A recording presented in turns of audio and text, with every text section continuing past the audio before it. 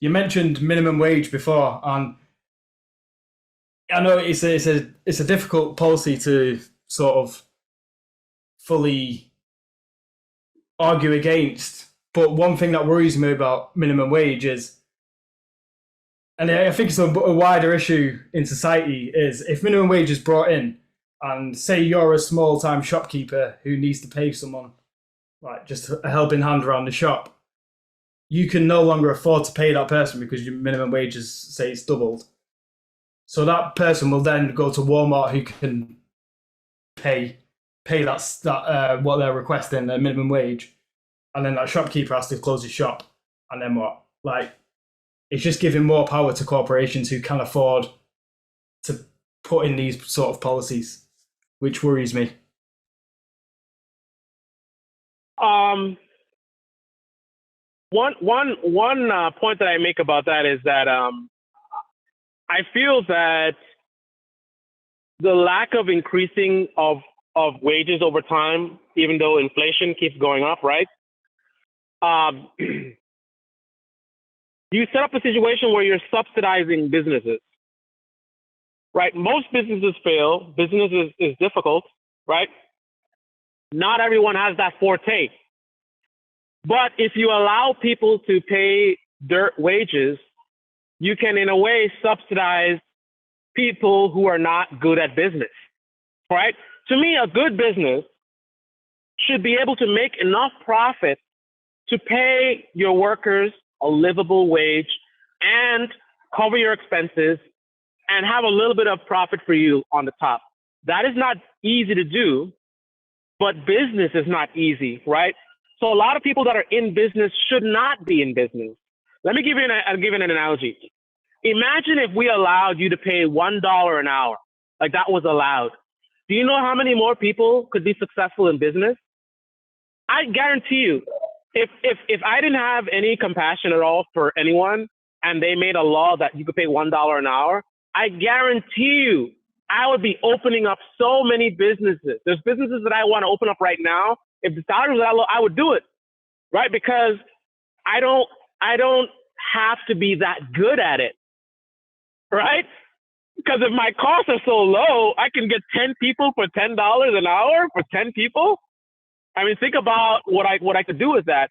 So the onus of me to be, because what's the thing about a business? Like coming up with a great idea at the right time, the right market, right? And then also your costs.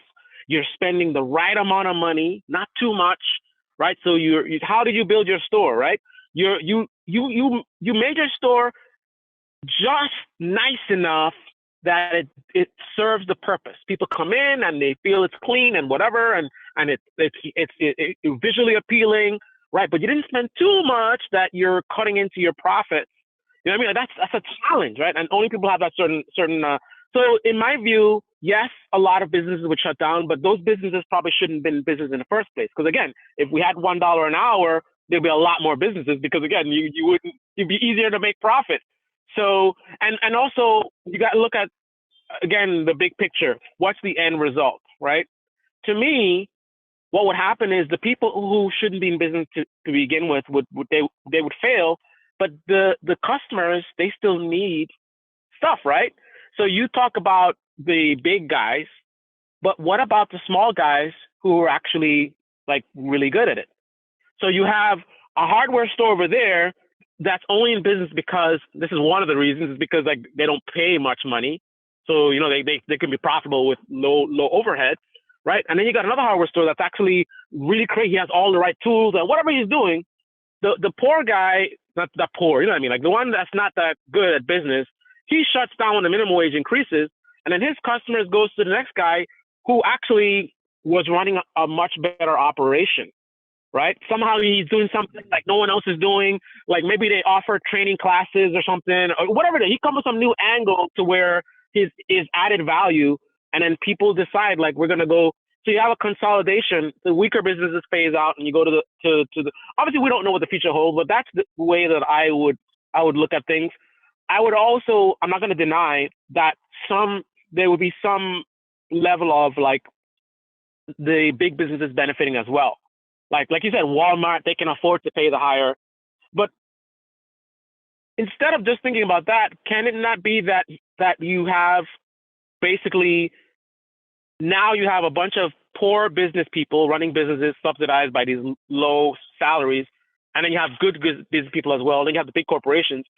But by increasing minimum wage, do you get rid of the bad businesses, and then the good small businesses, they survive along with the big boxes? So you have the big boxes and you have the better. Because think about it. How many businesses, I don't know in your area, but a lot of businesses have like poor ratings. But yet they're still in business. You look at them as like 1-star, 2-star. People are like, oh, the service sucks or whatever. But somehow they're able to survive. Like imagine a lot of those guys just disappearing because they can't afford to pay their workers. And then the ones who are actually the 5-star ones that people are like, this is great value. And they could easily attract those customers. And it's like, do I want to go to Walmart where like no one knows anything and it's just like cheap stuff or whatever? Or do I want to go to this small business where like Harry, the owner Harry, I know this guy, he lives on my street. He's a cool guy. And all his workers, they're like super helpful and whatever. Like, cause he's running he's really thought about value, because he doesn't have Walmart money. Walmart can take advantage of like monopoly, deep pockets, marketing. Harry has no choice but to be like the best, especially if they increase minimum wage. Like he has to, like I gotta create like the most value to where people are willing to come here, and you know what I mean. Like so anyway, that's just the way that I view. Of course, I could be wrong, but that's what I would imagine would happen. I think that's a really good way of looking at it, and I never really looked at it that way myself personally. And I was just thinking, I go to this shop near me, even though I've got a supermarket like 2 minutes away. I go to this shop that's again about 2 minutes away, just because I know the guy. He's a nice guy. I'll have a bit of a chat with him when I'm in there, but I'll pay that little bit extra for the goods and stuff because the shopkeeper's a genuine nice guy. So, but if I go to the supermarket, it's called Tesco in the UK. If I go to the supermarket, like I don't know the people there. To be fair, some of them are quite rude, like the way they talk to you. So, but you know you're paying a low price, and you go there, you just get what you need, and you're out. But when you go to the normal, you know you're getting a good service, and you'll happily pay that little bit extra for the good service. Like I'll tell you right now, if I had some kind of rich dad, all right, with my experience right now, I might consider like getting into like a hardware store business because I see there's a big need, right? And I see value that I could create. I don't know a lot of this stuff. I don't have a lot of background in. I've worked on cars and bikes in my life.